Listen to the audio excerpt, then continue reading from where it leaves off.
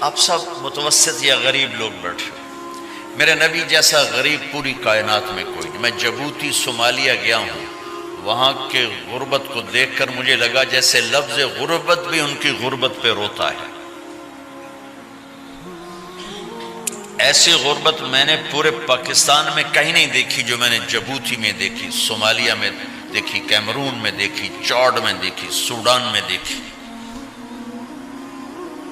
24 گھنٹے میں ایک دفعہ بھی کھانا نصیب نہیں۔ ہمارا غریب سے غریب آدمی 24 گھنٹے میں چولہا جلا بیٹھتا ہے، لیکن میرے نبی پر جو غربت آئی، کوئی ہے پوری دنیا میں تو اللہ نے مجھے پھرائی ہے جس کے گھر میں 2 مہینے چولہا نہ جلتا ہو۔ میرے نبی وہ فقیر تھے جن کے گھر میں 2 مہینے چولہا نہیں جلتا تھا۔ ایک رات آپ سوئے ہوئے، کبھی یوں کروڑ بدلے اور کبھی یوں کروڑ بدلے، بار بار حضرت عائشہ کے ساتھ۔ تو تھوڑی دیر کے بعد آپ تھوڑا سا آگے ہوئے اور چارپائی کی جو لکڑی ہوتی جس پر بان بنا ہوتا ہے، اس پہ پیٹ کو یوں فکس کر کے اور نیچے لٹک گئے، دھڑ آدھا نیچے لٹک۔ فَكَانَ قَابَ قَوْسَيْنِ أَوْ أَدْنَىٰ۔ واہ واہ واہ، کیا مقام ہے! قاب قوسین، اور کیا حالات سے گزر رہے ہیں کہ یوں آدھا دھڑ نیچے لٹک گیا۔ ام عائشہ اٹھ کے بیٹھ گئیں، یا رسول اللہ خیریت کیوں؟ آپ اٹھ کے بیٹھے، کہا عائشہ بھوک بہت لگی، بھوک بہت لگی، اس لیے پریشر دیا تاکہ وہ جو بھوک کی طلب ہے نا میدے میں، اس کو پریس کیا، اس لیے پتھر باندھتے تھے کہ وہ پیچھے چلا جائے۔ اب مسجد میں تشریف فرما تھے، ایک صحابی نہ کر کہ یا رسول یہ دیکھیں کپڑا ہٹایا، یہ دیکھیں میں نے پیٹ پہ پتھر باندھا۔ جن کے لیے کائنات بنائی، جنہیں اپنا حبیب کہا، جن کے چہرے کی قسمیں اٹھائیں، والضحیٰ، جن کی زلفوں کی قسمیں اٹھائیں، واللیل اذا سجا، جن کے منہ سے نکلے بول کی قسم اٹھائی، وقیلہ، جن کے کتاب کی قسم اٹھائی، والقرآن المجید، جن کے شہر کی قسم اٹھائی، وہذا البلد الامین۔ اتنی بڑی ہستی ہیں، آپ نے کہا ذرا ادھر دیکھو، آپ نے پیٹ سے کپڑا ہٹایا تو آپ نے 2 پتھر باندھے، دیکھو میں نے 2 باندھے۔ کوئی ایسا فقیر ہے دنیا میں دکھاؤ؟ عائشہ بھوک بہت لگی تو اللہ کے تو حضرت عائشہ رونے لگی، کہا یا رسول اللہ پھر آپ اللہ سے مانگتے کیوں؟ کہا عائشہ نہیں مانگوں گا، اسی بھوک میں اللہ سے ملاقات نہیں مانگوں۔ مجھ سے پہلے میرے جو بھائی آئے انبیاء، وہ اسی فقر میں گئے، میں بھی اس فقر میں جاؤں گا۔ اپنے گھر میں یہ دکھ رکھا،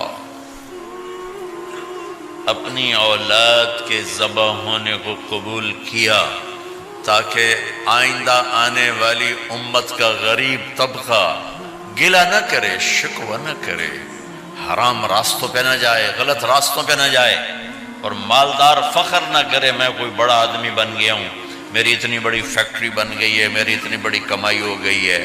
یہ نہ یہ بڑائی کی چیز ہے، نہ وہ چھوٹائی کی چیز ہے۔ جس سے اللہ راضی ہے وہ بڑا ہے، جس سے اللہ ناراض ہے وہ چھوٹا ہے، چاہے غریب ہے چاہے مالدار ہے۔ حضرت عائشہ فرماتی ہیں بیٹا 2 مہینے گزر جاتے تھے، ہمارے گھر میں چولہا نہیں جلتا تھا، چولہا نہیں جلتا تھا، 2 ماہ گزر جاتے تھے۔ ایک دفعہ باغ میں تشریف لے گئے، عبداللہ بن عمر آپ کے ساتھ ہیں، صبح کا وقت ہے تو اب کھجوریں گری پڑی، جو ملک نہیں ہوتی نا، کسی کوے نے ٹھونگ ماری، کسی طوطے نے اس کو ایسے ہی وہ اس کو ٹک دیا اپنی اس کے ساتھ چونچ کے ساتھ، تو وہ گر پڑی۔ اب اٹھا کے صاف کر کے کھا رہے تھے اور عبداللہ سے کہہ رہے تھے عبداللہ تو نہیں کھاتا؟ انہوں نے کہا جی مجھے بھوک نہیں ہے۔ آپ نے کہا عبداللہ مجھے بھوک ہے، آج 4تھا دن ہے میں نے کچھ نہیں کھایا، 4تھا دن۔ تمہیں کوئی ہے جس کے ہاں 4 دن فاقہ چلتا ہو؟ آج 4تھا دن ہے میں نے کچھ نہیں کھایا۔ ہمارے دسترخوان پہ کتنا کھانا اٹھا کے کوڑے کے ڈھیر میں جاتا ہے، آج 4 دن گزر چکے ہیں میں نے کچھ نہیں کھایا۔ هذه صبح رابعة ما ذقت شيئا، آج چوتھی صبح میرے اوپر طلوع ہوئی ہے، ایک لقمہ نہیں کھایا۔ آپ مسجد میں بیٹھے تھے، کعب بن عجرہ آئے تو آپ کو دیکھ کر ایسے کہنے لگے یا رسول اللہ مالی اراکا متغیر اللون، یا رسول اللہ آپ کا چاند سا چہرہ چمکتا آج مرجھایا ہوا کیوں نظر آ رہا ہے؟ تو آپ نے یوں دیکھ اپنے پیٹ پہ یوں انگلی رکھ کر کہا ما دخل جوفی ما يدخل جوف ذاتکم منذ ثلاث، کہا آج 3 دن گزر چکے ہیں، پیٹ میں ایک روٹی کا ذرہ داخل نہیں ہوا، ذرہ، لقمہ نہیں ذرہ، روٹی کا ایک ذرہ پیٹ میں داخل نہیں ہوا۔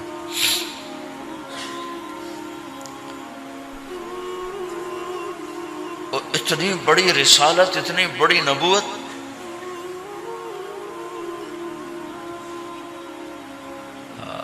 اپنی امت کے غریبوں کی تسلی کے لیے اور اپنی امت کے مالداروں کو سبق دینے کے لیے کہ اللہ رزق دے تو اپنی حیثیت نہ بھولو، اور اللہ نہ دے تو اپنے حبیب کی قربانی نہ بھولو۔ انہوں نے تو جان بوجھ کے یہ کیا، جان بوجھ کے، یہ نہیں کہ آپ کو کوئی تنگی اللہ کی طرف سے، جان بوجھ کے۔ اور سارے گھر کا یہ حال ہے۔ حضرت فاطمہ رضی اللہ تعالیٰ عنہ سے ملنے گئے، کہا بیٹے میں اندر آ جاؤں، میرے ساتھ عمران بھی ہیں، ایک صحابی تھے عرب سردار، میرے ساتھ عمران بھی ہیں۔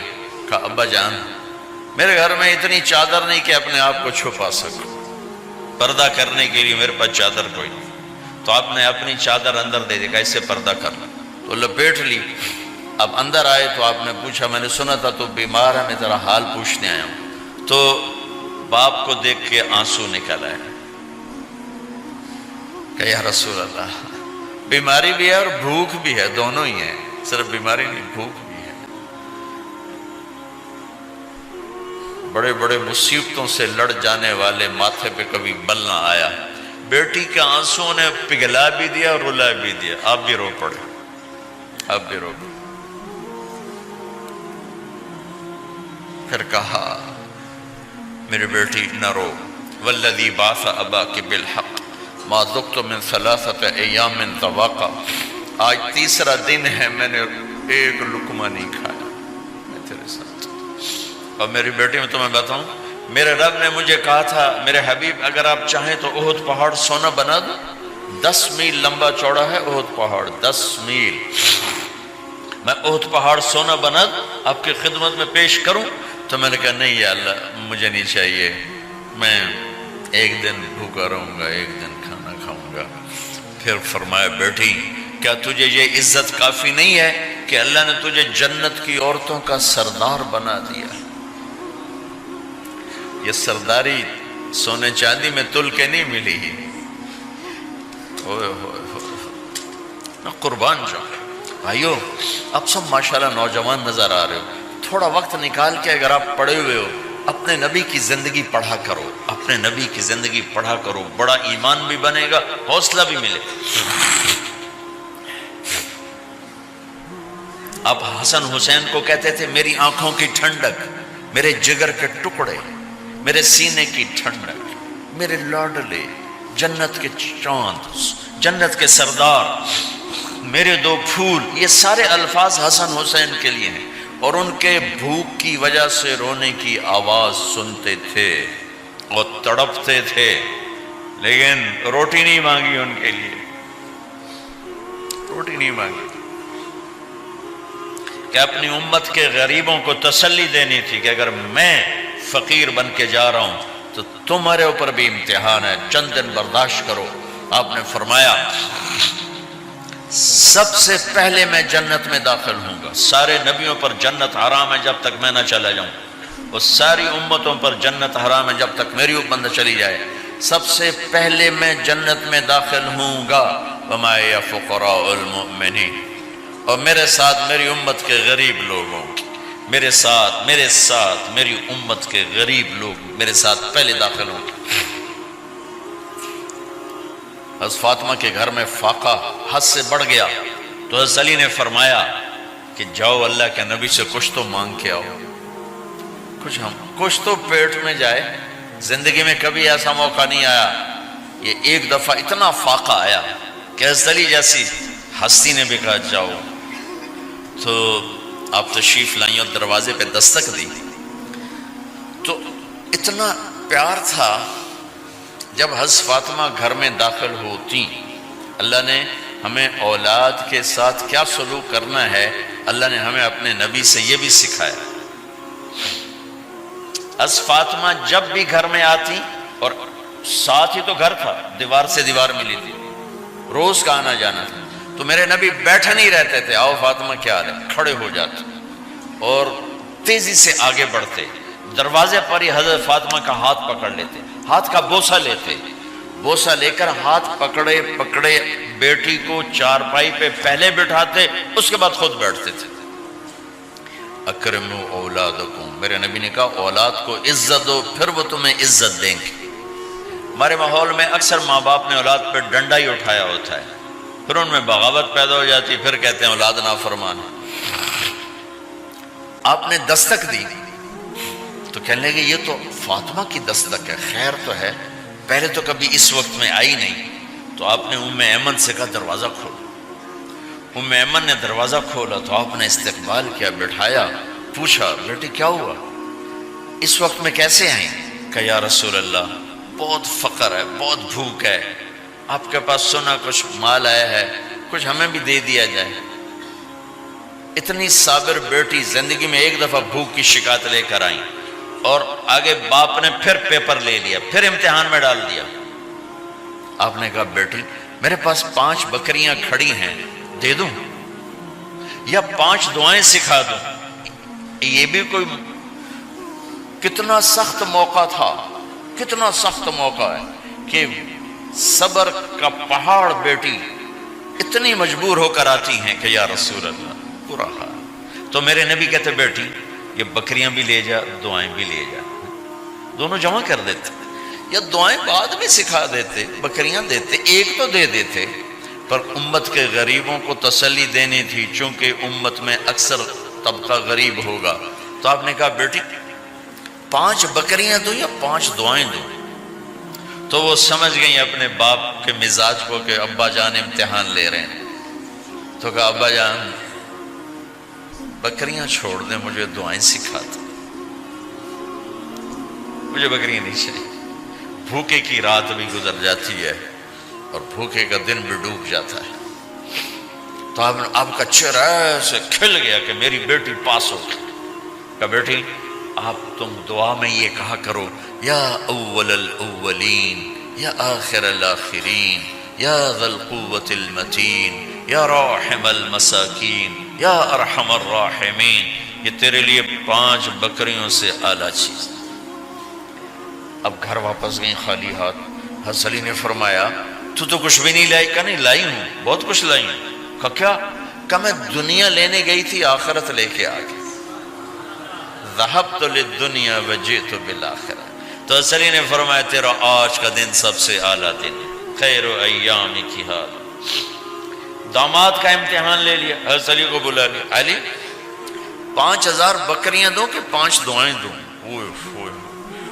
وہاں تو 5 بکریاں، اب 5000 کر دیں.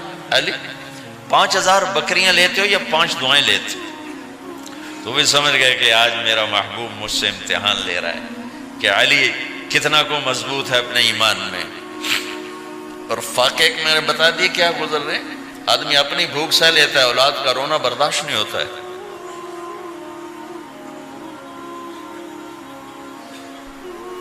علی 5 دعائیں دوں کہ 5000 بکریاں؟ حضرت علی نے عرض کی یا رسول اللہ دعائیں سکھا دیں، بکریاں نہیں چاہیے. میرا نبی کا چہرہ کھل گیا کہ میرا داماد بھی پاس ہو گیا.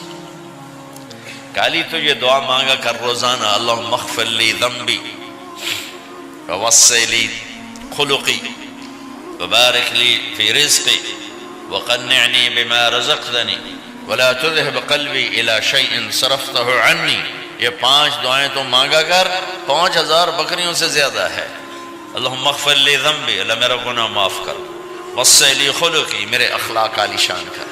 بارک لی فی رزقی، میرے رزق میں برکت دے. قنعنی بما رزقتنی، مجھے لالچ سے نکال دے، مجھے لالچی نہ بنا، مجھے حریص نہ بنا. ولا تذهب قلبی الی شیء صرفتہ عنی، جو تو نے مجھے دیا نہیں اس کی میرے اندر سے طلب بھی ختم کر دے، مجھے اس کا طلبگار بھی نہ بنا کہ یہ 5000 بکریوں سے زیادہ ہے۔ میں نے تھوڑا سا اپنے نبی کے گھر کا نقشہ آپ کو بتایا ہے کہ یہ چند دن صبر کی دنیا ہے،